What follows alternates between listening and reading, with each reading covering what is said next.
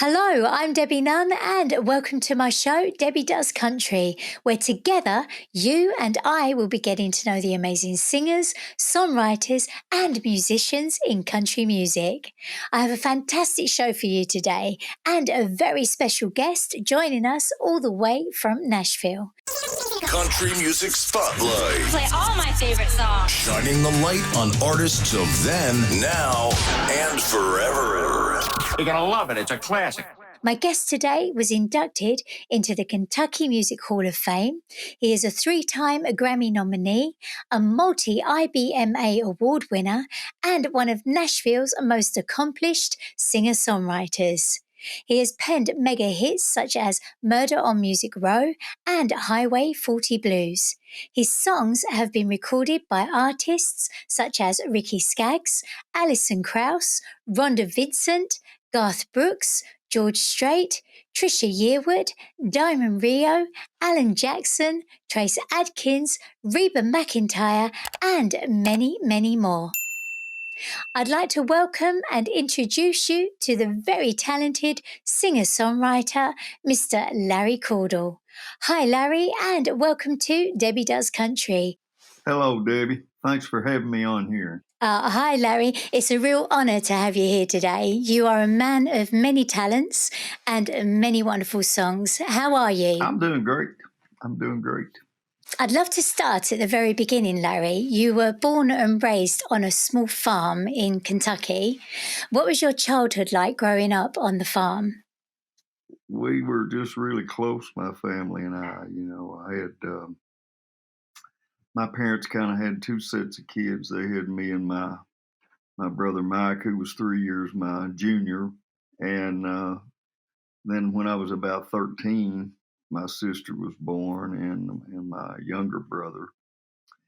Both my brothers are now deceased, but and my youngest brother, when I was in the Navy, and I wasn't quite as close to them as I was my brother Mike because I was gone a lot, But we were really a close-knit family. We raised tobacco for a cash crop. We had cows and we had chickens. We had a couple of old workhorses. We had geese, and we had a great big garden. And we raised about everything we ate. And my mother canned, and I don't know how she did what she did. She was a rural route mail carrier and had a family to raise, and still managed to can all that good food. And then, we raised tobacco for a cash crop, and we were pretty much self-sufficient, until I graduated high school. And it was a very remote place where I was from. There were not a lot of people. Yeah, are you from a musical family? Was there always music around you as a young boy, Larry? Everybody in my family, in the generations preceding me, they loved music. My grandfather Cordle. I could have learned a lot from these people. Unfortunately, I Yeah. didn't very much, because you know how young people are. But my grandfather, Milt Cordle, was who was just an old farmer, but he was a wonderful singer and a singing school teacher. There was a lot of singing schools at churches and stuff. They had these singing schools, and he was a teacher for one of those, one of the better choirs, I'm told. I don't reckon my grandmother on that side ever played any instruments, but they were big lovers of music, and her brothers, my great uncles, as it were, on that side they were bishops, and they were that was their surname, and they were musicians, all of them. On the other side, on my mother's side, my grandmother was a musician, and they just didn't do music like they were semi-professional at one point in their life, I guess you could say. but they never really, I don't think Yeah. any of them ever really looked at that as a career or something. They were all farmers, they accepted their lot in life, and they were happy. It was a time that, you had specific things you had to do, and of course, as kids, we didn't want to do any of them. But yeah, you did whatever they needed you to do to help the farm go. And my mom and dad were hard Yeah. workers, and I wouldn't trade it for anything because I think it gave me the backbone, if you will, to kind of survive the music business, which I had an easy time of it really because, Ricky Skaggs and I were raised within a mile of each other.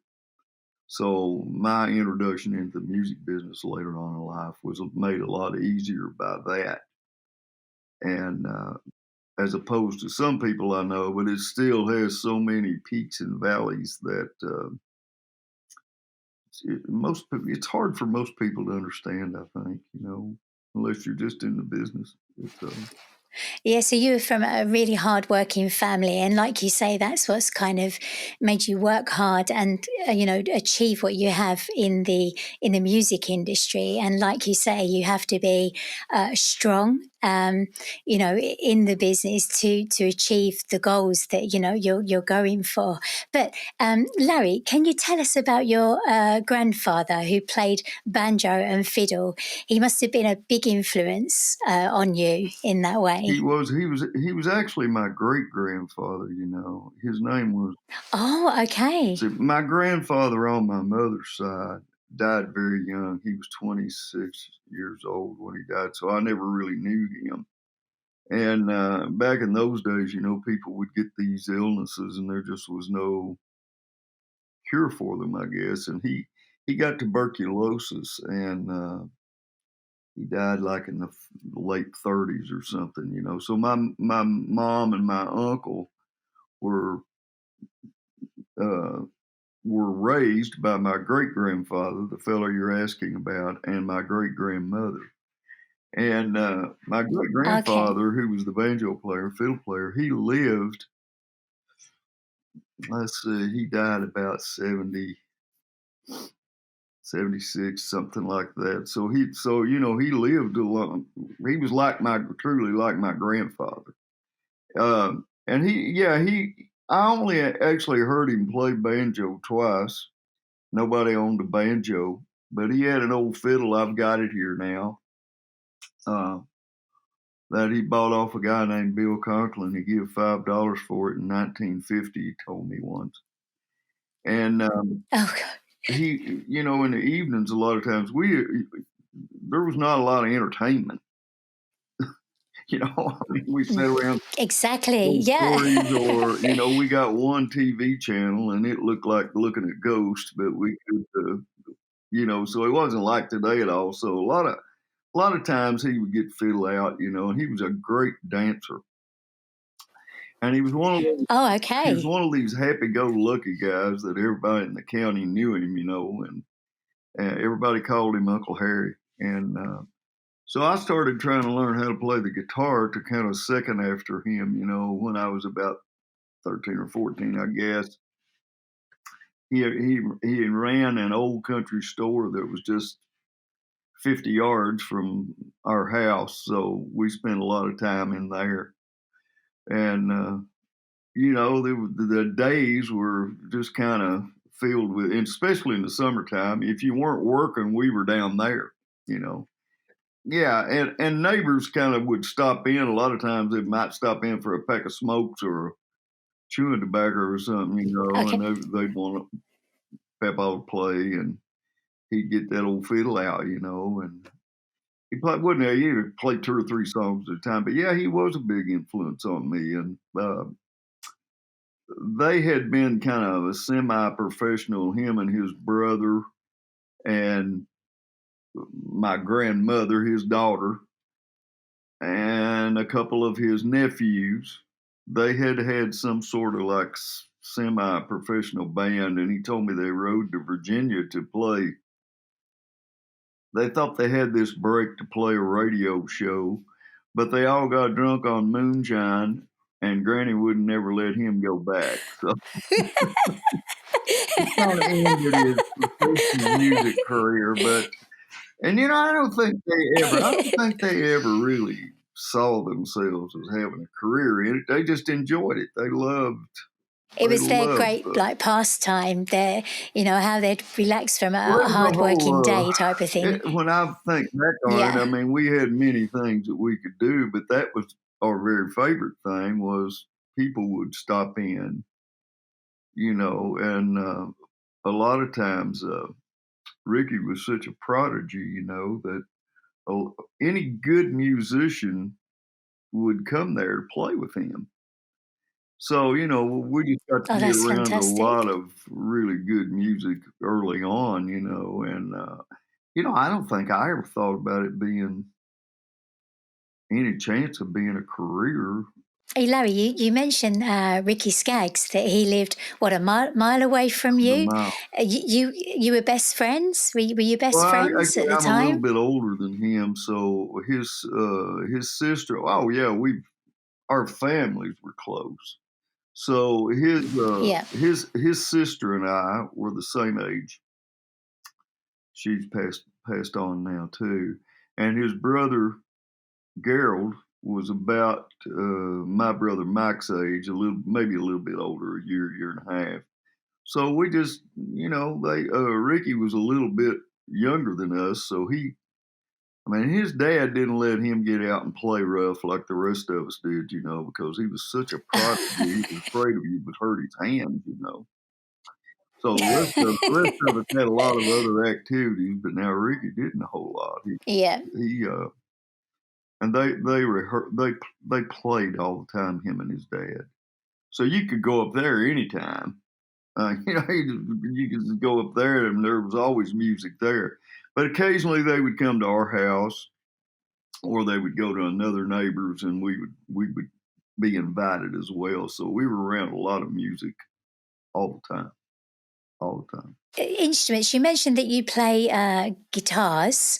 Do you play any other instruments at all? Not really.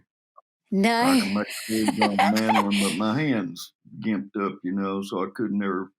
I'd like to play the fiddle, but I can't turn my hand over enough to get it around I broke my arm. I was a little kid, and so I'm guessing, Larry, when you were young, all you wanted to do was play music. But did you have a plan B up your sleeve? Well, actually, I wanted to play music, but I didn't think I was good enough to do it. So it was never a first plan for me, because I didn't understand I could write songs until I was, I left home at 18, and I worked in this factory in Columbus, Ohio, until in my time, everybody got drafted. Most everybody went to Vietnam. So I was working up there, and I came and seen this lady at the local board in Louisa, Kentucky, which was the county seat of the county I was from, and asked her when I was going to get drafted, and she told me the next time they call people, which would have been January of that year. So I went and joined the Navy because I thought I could find a skill that I could do in life. And the guy told me I could work around airplanes because I loved airplanes if I could make enough on this test, So luckily that all worked out, and I became I left home in 1968 and went to the Navy and stayed 4 years. So it was after that was over and I was in college when I discovered, and that right at the end of that, so about 1975. So I was already 25, 26 years old. And I'd had a little rock band while I was in college that was a kind of helped with the finances some. You know, I was working like Yeah. I had a place to work like a couple of times a month, every other week, and you know, I think I made $40, which was a lot of money in 1973 or 74. So, Yeah. you know, I began to think more about music and stuff in those times. But I finished college and had a degree in accounting. But sometime in there, I started writing songs. I think because I kind of missed playing. You know, once that band broke up from my college days, I didn't really have anybody to play for. So to play with. So I kind of sold everything and thought I would try to be a regular human being, you know. And Yeah. that lasted about 3 years. So in the interim, somewhere in there, I had discovered that I didn't understand it, and I still don't a lot of time. But I could some way I could write songs. I could make things go together, and I could. You know, I remember being somewhat surprised at the first song that I wrote. You know, it was like, I think that makes a song. You know, I didn't understand it, you Yeah. know, at all. That's the God part. You know, I didn't understand it at all. And you know, while I was in trying to be a CPA, I actually wrote Highway 40 Yeah. Blues, and you know, it sat around for. Great song. I think I told Ricky I had it. He was he had a band called Boone Creek right after J.D. Crowe, and I think I told him I had this song about 1977 or 78, and you know, it still sat around a long time because Ricky was working with Boone Creek, and I think he was working for Emmylou Harris. Ah, yeah. He told me one weekend I wrote some other songs. You know, I kind of went back to playing music with some guys in Hazard, Kentucky, and we were playing 3 nights a week in a nightclub over there. So I was trying to write songs when I could for that, and so I had about 10 songs, and I said, man, I didn't know what to do with that, and he said, well, when you come down here, we'll make a tape, and you can at least copyright the songs. But then he made a record on me, and well, he cut some sides on me in 1980. We never did put the record out.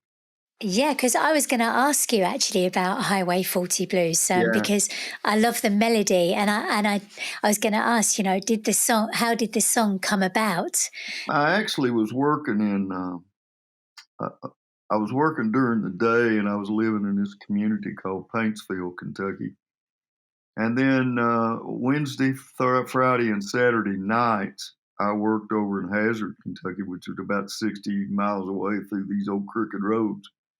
And I had a lot of time, I guess, to think about things. One night as I was coming in, I had the song melody of Highway 40 Blues in my head for.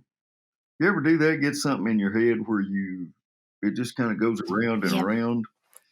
Well, Yep. some way I had the song melody in my head. I don't know why, but I did. I had the song melody in my head for maybe 10 days or 2 weeks. I don't know. So one night I'm coming home, and I'm a little less than 100%, you might say. I lived on. Was you a little bit diddly? Yeah, I really were. I lived right off of Kentucky State Route 40. So just as I was getting ready to turn on this little spur of a road I lived on, my headlights hit this 40 sign, and I wrote the whole first verse of that song. Now, I like to run out of the road trying to find something to write it down on. I wrote the whole first verse of that thing down there on the side of the road. And the next day, Oh my gosh. the next day when I got up, I wrote the rest of it, you know. So it was like. Did you always have a pen and pad, like in the car, or at the time? Do you still have that piece of paper? I did, but I wasn't really writing songs very much. I was trying to be a CPA, but as luck would have it, I had a little spiral notebook because it had song lyric Yeah. written in it for songs I was trying to learn and stuff. So, it wasn't specifically in there for writing songs. It was just, it was in there for, I probably had been using it at rehearsal or something. I don't know. Then, it was another 4 or 5 years before it became a hit, So I was still, floundering around trying to figure out what to do. I kind of ditched the accounting business in the late 70s, like about right at the very end of the 70s there, November, December, something like that of 79. I went back to playing full time and got away from the Yeah. accounting business. But I still didn't have any idea that I was going to be. That was just what I was doing while I was trying to get my life together, and I was making pretty decent money at it, and I was playing every night of the week. So, which I was happy to do. That's what I wanted to do. But I never really looked at it as a long-term thing, I don't think. I think I was still thinking, well, okay, I'm going to do this for a while as long as I can, and then I'll do something else. And in the interim, then Ricky recorded Highway 40 Blues, and You've written so many wonderful songs.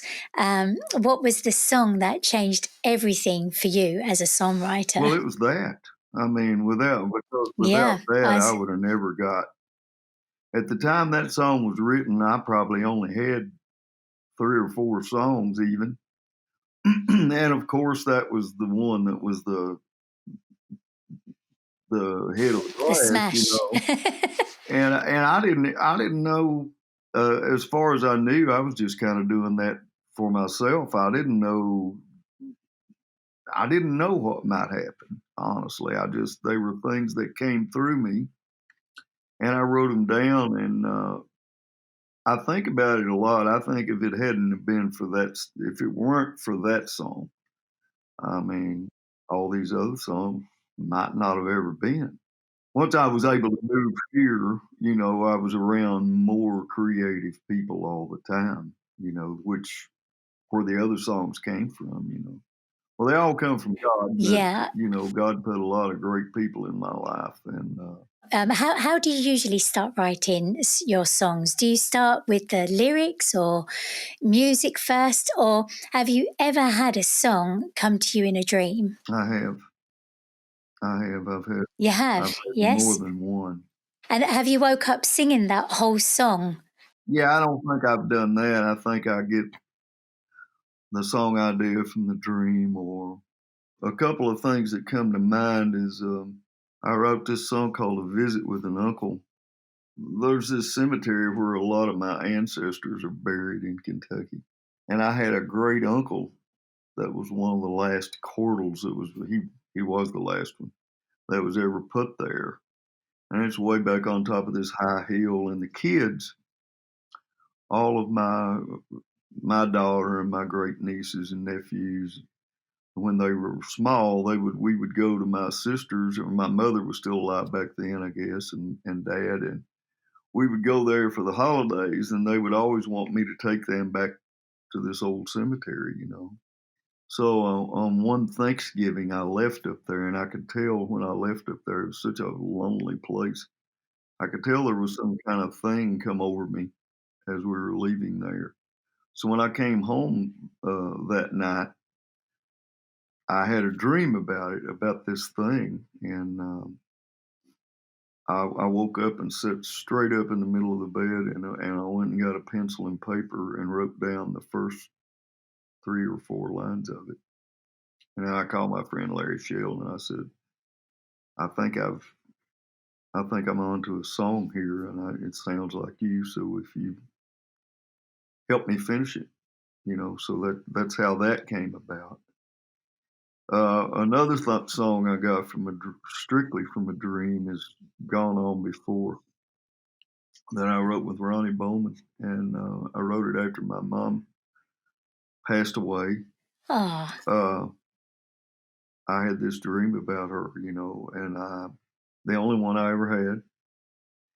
and I could hear her laughter like off in another place, and you know, you never quite forget something personal things about people. Once they're gone, they're still kind of with you some way. I don't know. It's hard to explain, but I could hear her laughter, and you know, and there was several other people there with her, you know, wherever they were, and they were all laughing. They were enjoying themselves. So, um, Well, that's good to know. yeah, I began to have Yeah. I don't know, in this dream, once I realized it was my mom, I went through this doorway and saw her. You know, I began to weep in this dream. And I got this song idea called Gone On Before. And my friend Ronnie Bowman, who's another great singer and writer, his mother had passed in the interim as well. I didn't know this at the time. But we had a day down to write together, and I told him, I said, Ronnie, I had this dream about my mom, and he started telling me that he had lost his mother just a week or two before. And it's weird how stuff like this happens. See, he told me that the only reason he came to work that day was because it was me, because we would see each other on the road and say, "Hey, we're gonna have to get together," like musicians do and songwriters do, Yeah. and just never had pulled it off. But we did this time, and that I told him, I said, "Well, I dreamed about this song, and I didn't realize your mother had passed, but I told him about the dream." And I said, maybe we can do this. I could tell it was going to be hard, but we did. What's the secret to writing a hit song? Well, Daddy, I mean, Is there a I secret? wish I knew what it was because I would do it every day. I wish I knew. Because Larry, if we knew, we could sell it. we could make money. That's for sure. It's I don't know. It's a combination of a lot of things. You know, it's nowadays I really wouldn't know how to answer it, but in my Mhm. my time, you know, it was the marriage of a great lyric and a great melody. It just had a lot of different components that had to come together. But now, you know, I've heard a lot of great songs that'll never be hits. You know, when you work for these publishers and these in a place like Nashville, I mean, you know, you're exposed to a lot of things that my development as a songwriter was being thrown into that after Highway 40 Blues Yeah. around a bunch of people that really knew what they were doing. And they kind of all took me under their wing, people like Jim Rushing and Lionel Delmore. And A lot of the time, I think it's like you mentioned, being around other writers, you know, getting that inspiration where you all work off of each other. And sometimes you really connect with certain people when you're writing as well. You can be on the same page, you know. Do you sometimes get those goosebumps that you think, oh yeah, I know this one's going to be, yeah? well, You get that I feeling. don't think I get them thinking it's going to be a hit. I never looked at anything that way, like whether it was going to be a hit or not. It was just if I got that feeling, if I thought I got it right, if I thought me and whoever, Yep. you know, I didn't know about co-writing and stuff obviously until I moved here, because I'd only written things that came through me by myself. But you know, I do like co-writing. I like, and I've had so many great ones, you know, that I've been able to work with. Amongst them, Jim Rushing and Carl Jackson and Larry Shell, Amazing. people like that, you know, that I just love. Well, not only that, we're all best friends too, you know, so that makes it a lot better. Yeah. It's professional, but still it's somebody you like sitting with. So You get that great rapport together. Yeah. So, Larry, at what point in your career did you think, yes, that's it, I'm a songwriter? I moved here in 1985, and I moved here because they had put me on staff at Lawrence Welk owned a publishing company here then called the Welk Music Group.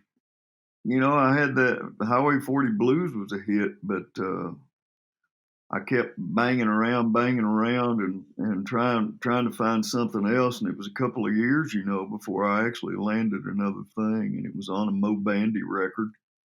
And I don't know, I think somewhere around in there, once I saw that they were going to start paying me to come to town and try to work, you know, I thought, okay, well, you're here, you're doing this, you know, and it just kind of went on from there. I worked hard. I wanted to work as hard as I could. I wasn't quite as prolific as some people, but you know, I wanted to work every day. We worked every day just like going to any other job. Obviously, this must have been what God meant for me to do because I'm still doing it some way. I guess it's all the experiences leading up to that to become a writer. You have to go through all these various different, you know, things that you go through in life, experiences, because without that, you know, what would you have to write about? And then, like you say, Larry, one day, I guess it just clicked, you know, this is what I'm meant to do, type of thing. Once I seen I was going to be able to support myself, I guess, with only that, I never gave another thought to doing anything else. You know, I didn't, I never had another idea about going back to a regular old straight life. I just, I was going to ask you, Larry, I've always wondered if you had to write a certain amount of songs per week, month, or year when you're writing songs for a company. How does that work? Is it quite pressurizing? Or well, I mean, you've got a quota that you're supposed to. If somebody's paying you, it's like anything else. If somebody's paying you to do something, they expect you to deliver. So there was a pressure, I guess, but most of my song commitments were fairly easy to meet. I'd need to write 25 or 30 pieces a year. And really that was about what I did. That was kind of my pace of, you know, I had friends that wrote 100 songs a year, but that's not what God gave me. He only, you know, the ones I got are the ones I got. And I mean, sometimes you work all day and you don't. Yours were hits. Well, the ones you were given. Not always, but I mean, you know, thankfully I did have some in there, and which sustained me till I could get to the next thing. You know, I'm telling you, we worked every day, and we worked because there was a quota on it, but I worked because I wanted to, quota or no. Yeah. You know, you just loved it. You loved what you were doing. I never went to work that I thought, oh my God, I don't want to be here. I don't want to do this. It was always, I can't wait to get here and do this. Yeah. So, Larry, what was Nashville like for a songwriter in the 80s? It was very competitive, as it always is. But it was, at least in the 80s, and all the way really up through the 90s, which was kind of the heyday of my career as a music road writer. It was while it was competitive, there was a sort of sense of camaraderie and attached to it as well. And there may still be, I don't know. I just don't work down there anymore, you know. I don't think the songs are nearly as good as they were. And the stories as well that are told through the great songwriting then, you know, like always a great melody, a hook, you know, a verse, a chorus, you know, a structure to it, which is, you know, I love. And a lot of the songs that I play in my radio show, Debbie Does Country, you know, I have a specific type of music that I like to play, and that they are normally with a strong lyric, a strong chorus, you know, that type of thing. So I really understand, you know, what you're telling me there. But I have another little question for you. How did you meet Garth Brooks? Well, right after Highway 40 Blues, I guess, or maybe just right before it was a hit, I knew that Ricky had recorded it, and the Welk group, who I mentioned to you previously, had decided that they would sign me as a what do you call it, a single song contract. In order to get paid for these things, you have to belong to one of the performing rights organization. I came to town to sign with ASCAP back in the very early days, and they gave us a little bonus of money, and they had a little dinner for us. But anyway, we came to do that, and Bob Doyle, who became Garth's manager, was a writer rep for ASCAP. So he's one of the first guys I met in town. So we had kind of struck up a little relationship. I'd got some advances once Highway 40 Blues was a hit. I needed some money to buy some music equipment, imagine that. And I'd gotten an advance from Bob. And so after I moved here in 85, I'd already been here, 2 or 3 years, I guess. And I get a phone call from Bob. I'm sitting in my office by this time at Welk Music. And he says, I got this guy I want you to meet. And he said, I'm going to be leaving over here. I'm going to be managing this guy. And we're looking for songs. And his name is Garth Brooks. And I says, well, when do you want to come over here, And so we make a day. It's a day or two later, and he brings Garth Brooks to see me. He comes into my office.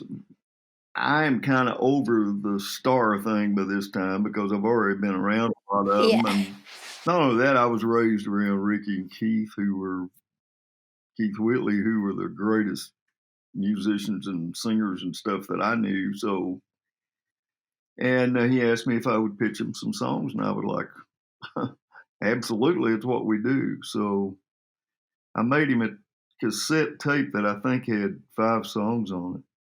And one of them was called Alabama Clay, that I had written with the late, great Ronnie Scaife.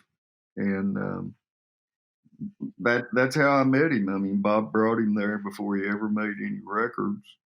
And actually, we were going to write together a couple of times, but one time something happened that I couldn't do it, and one time something happened that he couldn't do it, so we just never got around to it. But he recorded that song, in 1989, maybe, something like that. And I don't think any of us, at least not me, I can't speak for someone else, I had no idea that he was going to become bigger than the Beatles, I mean, who knows these things?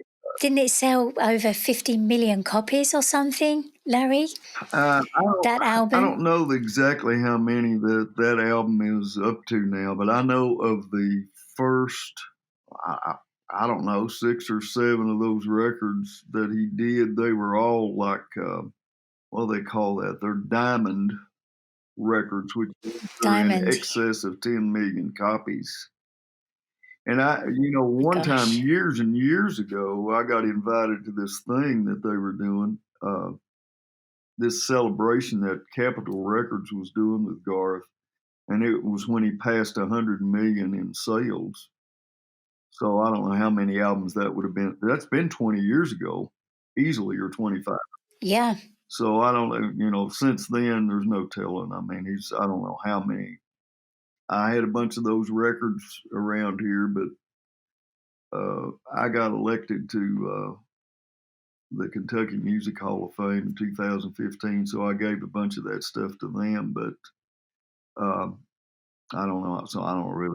Congratulations about that, by the way. Thank you. That was quite a surprise. But I was going to say, is there a song that you've heard and thought, man, I wish I'd written that one? Hundreds. Hundreds. Literally, I mean, I hear things all the time, and I'm like, oh man, why could I not have come up with that? I think though, for early on for me, probably my biggest influence was Tom T. Hall. I just revered, he was from a small place not far from where I was from, about Yeah. 35, 40 miles, away.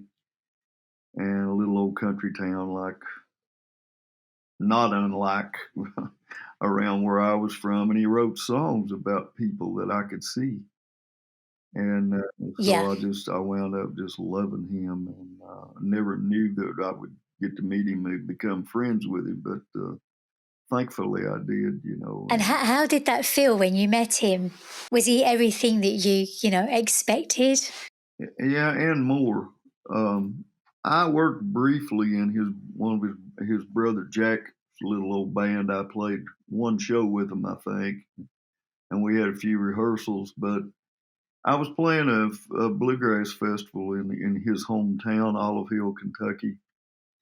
I would think it was about 1992, maybe, or 93. And his brother Jack,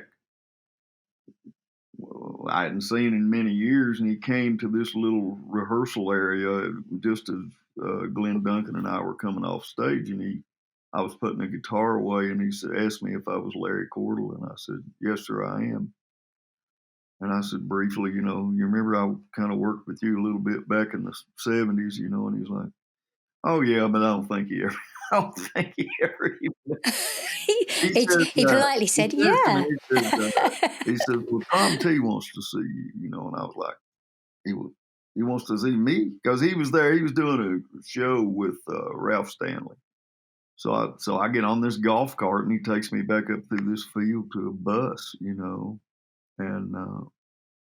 it's Tom's bus, So when I get on the bus, and we kind of introduce ourselves, and he says, he asked me, he says, did you write Kentucky Thunder? And I said, well, I co-wrote it. I wrote it with Jim Rushing, and he says, he just looks right dead at me. He says, I mean, I was shell-shocked that he knew the song, because it was on Ricky's album, I guess, about that time, Yeah. but it was not a hit.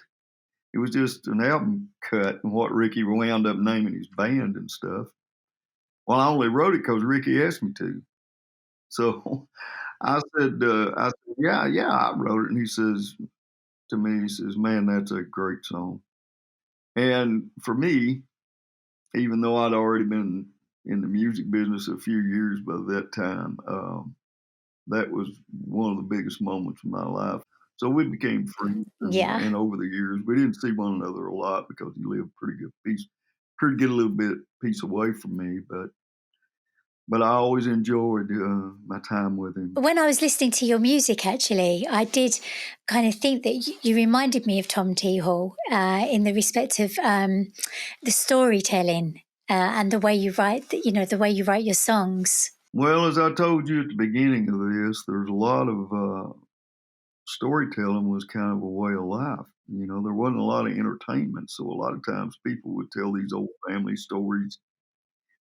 And, I've written so many songs of stories that my grandparents told me what I wouldn't give if I would have taped those conversations, because there's no telling what was in there. Yeah. But I didn't, I didn't know I was going to do this. And so a lot of things that I've written about in life, I've remembered from those characters that they introduced me to. And that's what I really like the best, and I think I got that from people like Tom T. Hall and Dolly Parton and those great writers of that Americana look at things. We were all kind of raised alike. So naturally, the songs that come out of that are going to bear witness of that, And you've met Dolly Parton quite a few times? I have. I'm on her. I just fulfilled a bucket list item. I got to sing with her on her latest single, actually, which is just the old hymn in the Sweet By and By. And okay. So myself and Carl Jackson and Jerry Salley and a fellow named Bradley Walker, who is a wonderful singer, we all got to sing the back vocals on this thing. So it's kind of a bucket list item for me. Larry, your song "Murder on Music Row" was recorded by George Strait and Alan Jackson. What was the inspiration behind that song? Well, about the time that song was written, we had begun to notice that country music was just disappearing daily. I mean, it was morphing into this thing that it is now. And there's still a lot of great country music. I just I don't know how much of it's on the radio. Not for me, because they took the kind of the roots out of it and made it into this more of a pop-oriented thing, I think, and even hip hop and stuff now. Which is, Yeah. for me, I mean, I'm just not. I'm not moved by it, but I don't want to criticize. You're not feeling it. Yeah, I don't want to criticize these boys and girls, because No. if you're making money in the music business, well, God bless you, But I don't know when it got to the place that it wasn't about stories, and it wasn't about characters, and it wasn't about everyday life problems and things. That I think about all the great crafted songs that I've just been so fortunate to have lived through by all these great writers that I got to know. I mean, Yeah, meaningful songs, things that touch people that they can relate that's to. right. My dad, he was a truck driver, lorry driver. That's what we say here in the UK. And he loved country music. And I used to go along with him in the truck on his journeys, his long distance journeys. And he'd put the music on the radio, all the country music, which at the time, Larry, I didn't know. It was country music I was listening to, because I was only very small. I was probably about 4 or 5, and I absolutely loved it. And I used to go miles away, listening to the lyrics and the stories, things like that, for that reason that you're saying, and also, the songs being catchy. And my dad and I'd be in the truck, singing away to all this great music that's come from people like you. So thanks for that music. Oh, I mean, I'm so fortunate that I've got to share these stories of my life. A lot of them are, and I'm blessed beyond words, really. And you're so lovely as well. Lovely Larry. That's what I'm going to call you. I've got a bad side. I've just not shown it today. You've won so many awards for your wonderful songs. Can I please ask, where do you keep all of these awards?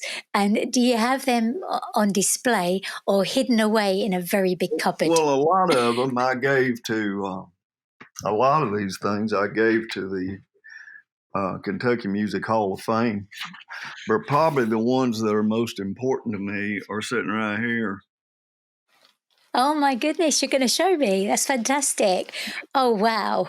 So they are kind of, oh my gosh, I feel really lucky. They are kind of the ones that are the most important to me, I would say. There's, I don't know which ones you can see, but the CMA Song of the Year award is really important. Well, they're all important. They're all some sort of milestone in my career that that people have recognized me for, and I'm so thankful that I got to experience that, and I got to.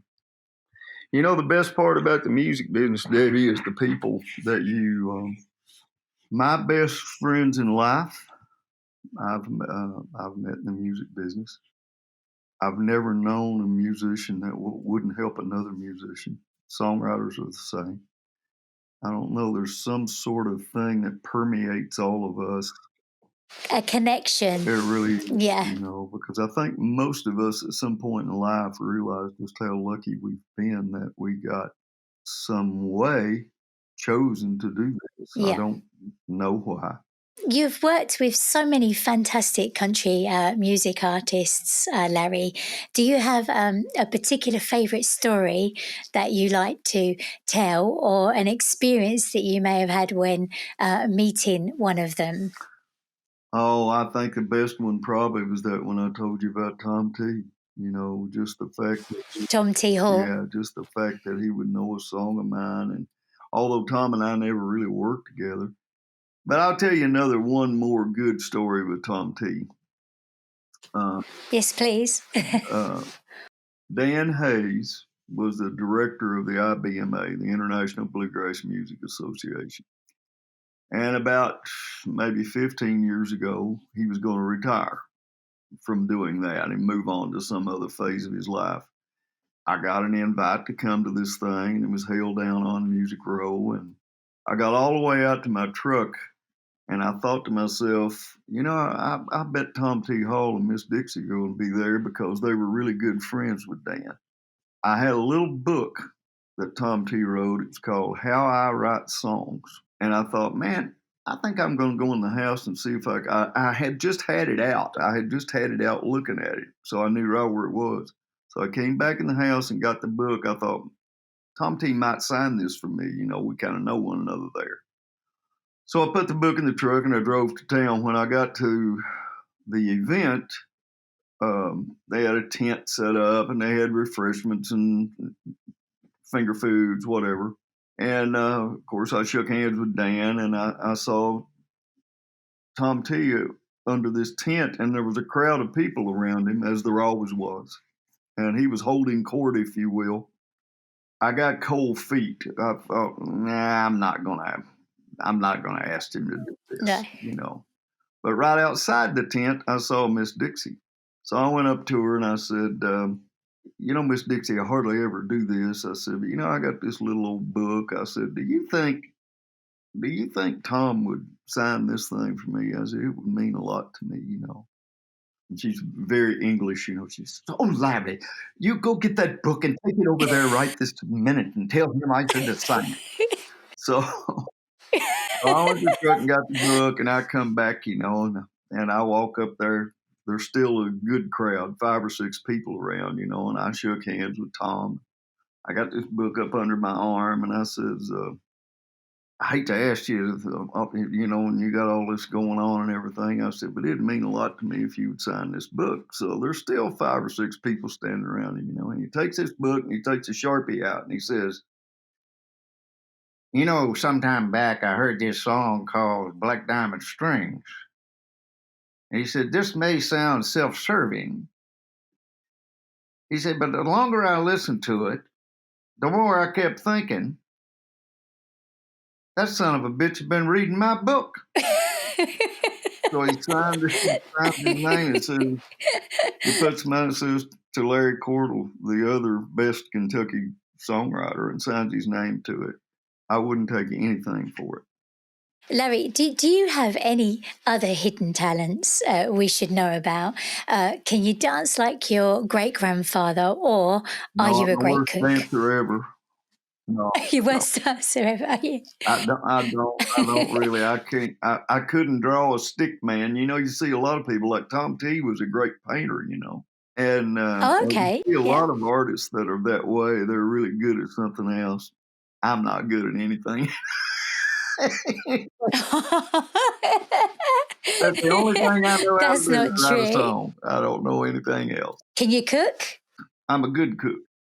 See, you can. You can do something else. Country cooking. I'm not good at any fancy dishes, but old country rough cooking's what I call it. I like that.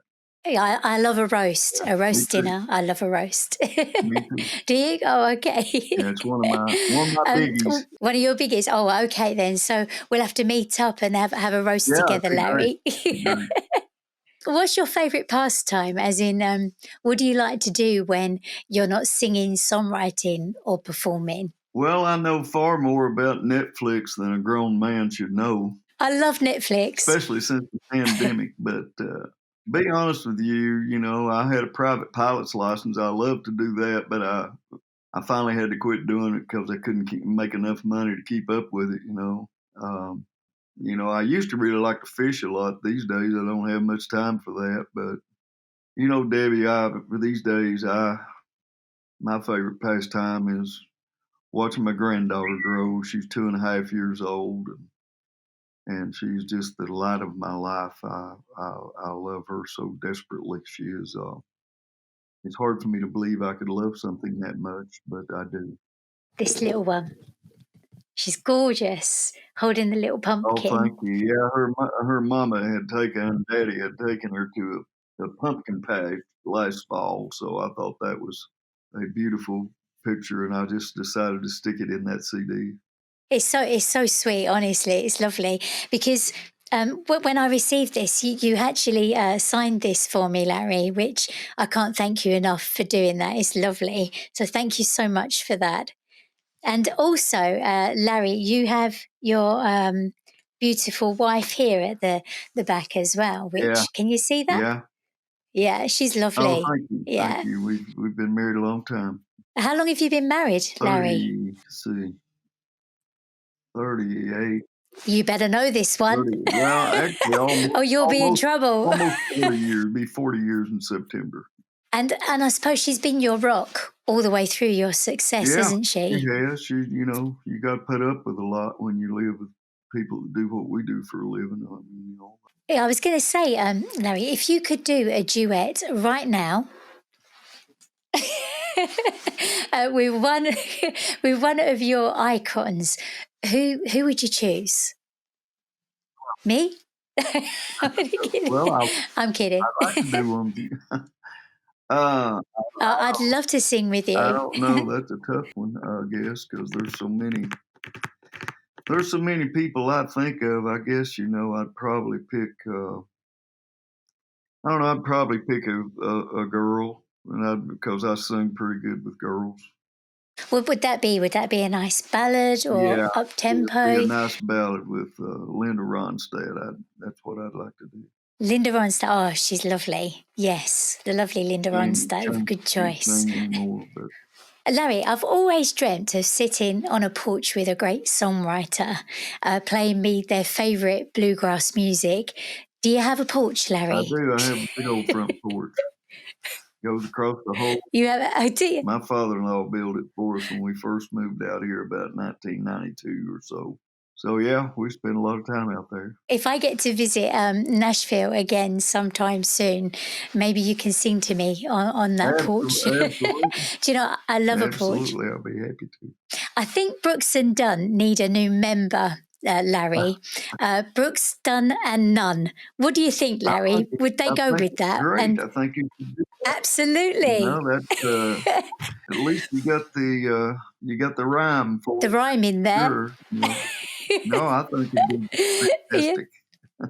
What would you say are your 3 top country songs of all time other than your own? I remember the year that Clayton Delaney died, The Chair. And yep. Which I don't know, it's a tough one. It's hard, isn't it? Because, there's so many great songs. Probably Take These Chains From My Heart, I'd say. Oh, that's a great song. I could answer that question all day with different songs. It's a tough one, man. I mean, I really hope I get to visit Nashville again sometime soon. And if I do get that chance and say I bump into you, where would you take me? Where's the best place to hear awesome bluegrass music? I'll take you to the station Inn, no question about it. 402 12th Avenue South. That sounds like a song. Even though JT's gone, the guy who started the station Inn, we lost him during the pandemic, Josh Ulrich has taken it over, and he and JT were great friends, and he's trying to carry the tradition of that on. We didn't know what would happen after JT passed. We didn't know if the club would remain, but it has, and it's. I don't know if you've ever been there. No, I've never been. It's a little. It'll probably hold 130, 140 folks. It's a charming place. It's a place that's disappearing in Nashville. There's not very many of them. There's high rises all around it, and yet this little funky building sits right special places right in the middle of it, and that's where I would take you. I forgot to say to you, actually, Larry, how did the album come about, this one? And where was the album recorded? It was recorded at... I should say, actually, it's Where the Trees Know My Name. Yeah, it's a great album. Chris Latham's studio over in Ashland City, who is a close friend of mine. He worked for EMI for, I don't know, 30 years maybe. And he went out on his own, started his own... own studio, and it's just a great place to record. It's kind of in the basement of his house, and he's a brilliant man. He's a technological genius. He's a great musician, and he's just a great person. So yeah, I'm not going to do any more records anywhere else. You know, I've done the last 3 maybe there, something like that. You know. Yeah. And I've worked with some great engineers and great places, but it's so laid back over at Chris's that I just enjoy it. I would encourage anybody to come into town to seek him out. You know, Chris Latham he lives over in Ashland City. One of the songs that I really love on this album is Sleepy Time. Can you tell me about that song, please? Yeah, I wrote it in, let's see, I left working for Ricky I wrote it in 1992 or 93. I wrote it for my daughter. It was just a little doodle thing that I was playing on the guitar, and I started tinkering around, putting words to it, and it was just something I would sing to her at night before she went to bed. And so I always meant to put it on a record, but I just never got around to it. And when my granddaughter was born, I decided I wasn't going to let it go any longer, that I was going to go in and record it. So I took the guitar and went in and made that little recording of it so they would have it. Actually, this album you can get if you've got a computer, a mobile phone. You can get this, can't you, Larry? You can get this anywhere. Oh, absolutely. You know, you can get it off my website, just larrycordle.com, or CD Baby carries those, Amazon. All those kind of places. Yeah, any place you can buy music Yep. should have that CD. Yeah. You are not only just a great songwriter, but a musician, but you are also a wonderful performer, because I recently watched a great performance of yours at the world famous Bluebird Lounge in beautiful Nashville, Tennessee. Your friends Carl Jackson and Jerry Salley were there on stage with you. And here's a lovely comment that I read on YouTube about that performance. So here it goes, Larry. Wow, I've just recently discovered the bluegrass genre. Though I'm in my 50s and a huge music lover, this music is so very soulful, and these guys bleed emotion. What a great comment. That's wonderful, isn't it? It's especially lovely, Larry, that that people are coming to bluegrass still and discovering this wonderful music. Yeah, well, it's not, it's not had the mainstream media attention that a lot of the other genres of music have. You know, I think most people, when they really find it, and they find Alison Krauss, and they find the Volume 5 guys, and they find Joe Mullins, and they find these guys, and they see what kind of musicians they are. They hear Russell Moore sing, you know, they can't scarcely believe it, you know, that these people are that accomplished. You know, from time to time, we get things that raise the profile of it. Like when I was a kid, you know, we had Bonnie and Clyde from Lester Flatt and Earl Scruggs, and more recently, we've had Oh Brother Where Art Thou. Although it didn't contain much bluegrass music, it had close kindred to it, so it raised the profile of it a lot. You know, we need that again. By the way, we need another shot in the arm or something like that, because it always raises the profile of it and gets people's attention centered back on it. But some of the greatest musicians in this world work within that genre. 100%. They just blow your mind. Are not like me. I'm just an old songwriter, but most of those guys can play.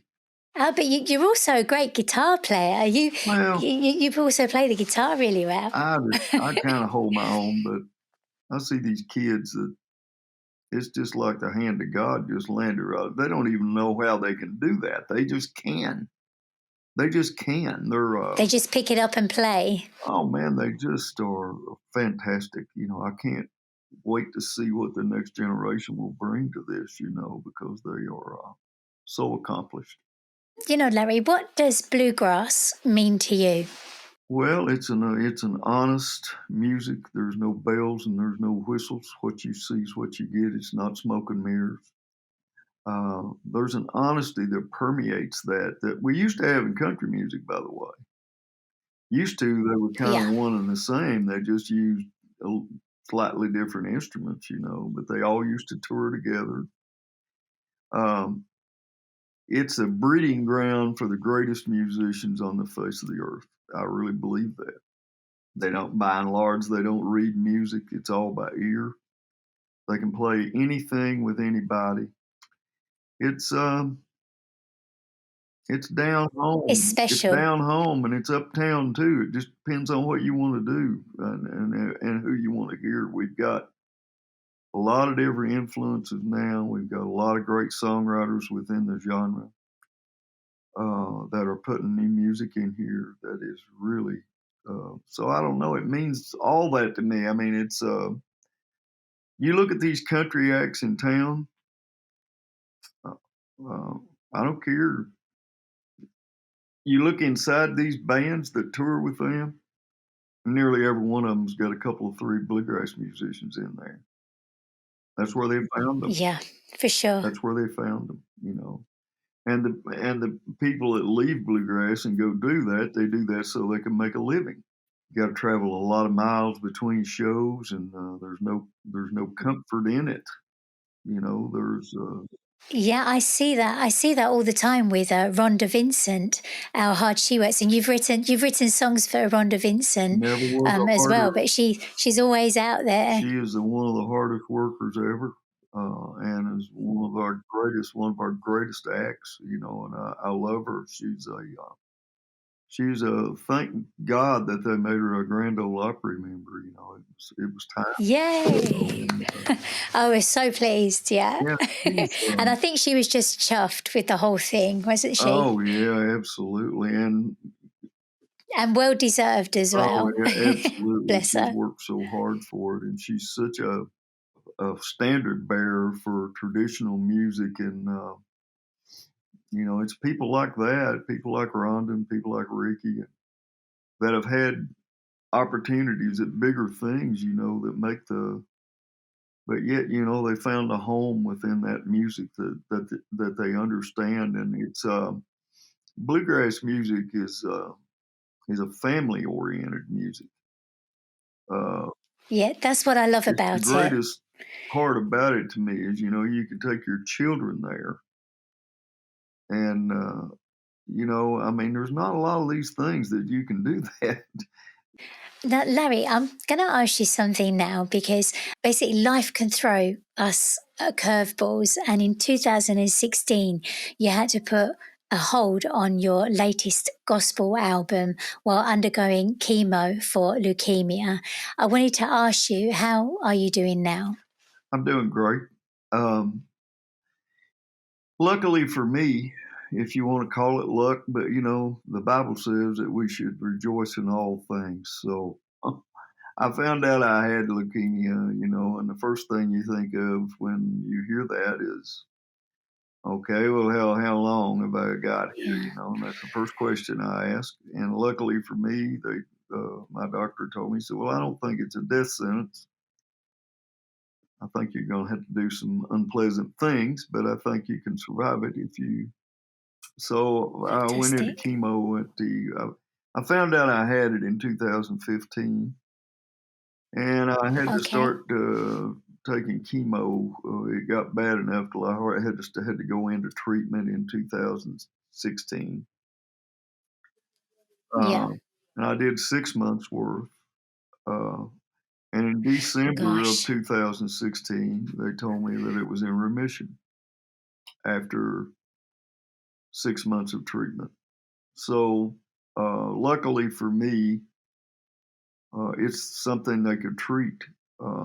Had it have been acute or one of the other bad ones, I would have probably already been gone. But it's what I have is chronic. I mean, I'll always have it, but at least it's something that they've been able to hold in abeyance, and I've been able to just go right back to work. I mean, I missed 2 shows, I think, because I was just too sick to go. But and that was because the chemo, not the Yeah, makes you very unwell, doesn't It it? just kind of makes you feel like you get the flu or something, you know. It's just a funky thing. And then at the end of the chemo, you know, I got hepatitis, and I guess I got the hepatitis because of the Oh my chemo. I'm not gosh. sure. So that was kind of a funky thing too, but I survived it.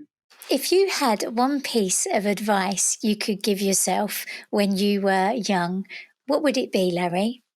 Don't do what you did when you were young.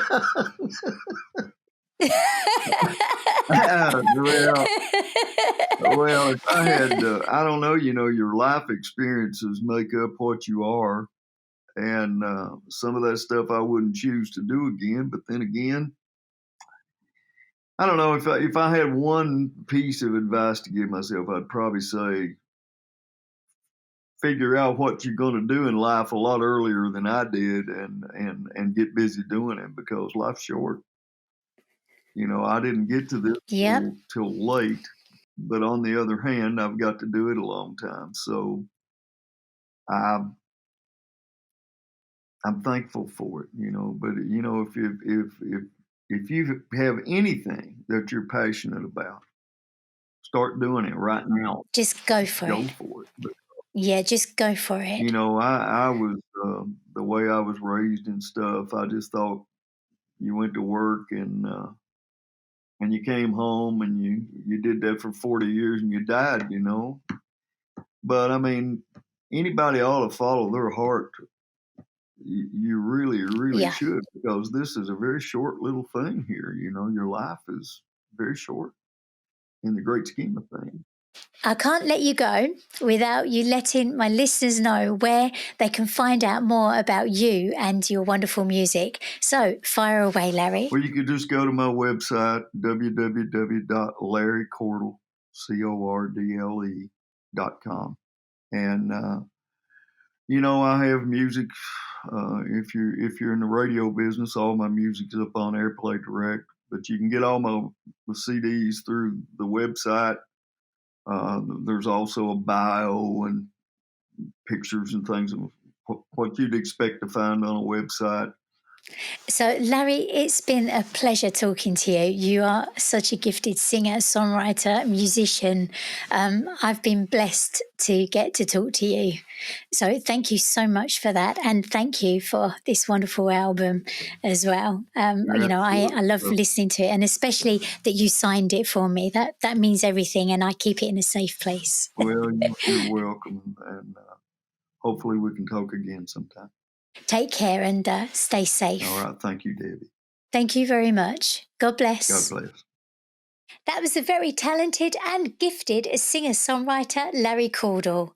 I'd like to say a big thank you to my wonderful guest, Larry Cordle, and to you for joining me.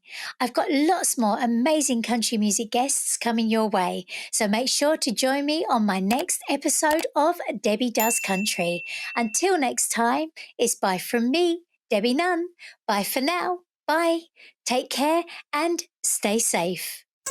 Country Music Spotlight. Play all my favorite songs. Shining the light on artists of then, now, and forever. You're gonna love it. It's a classic.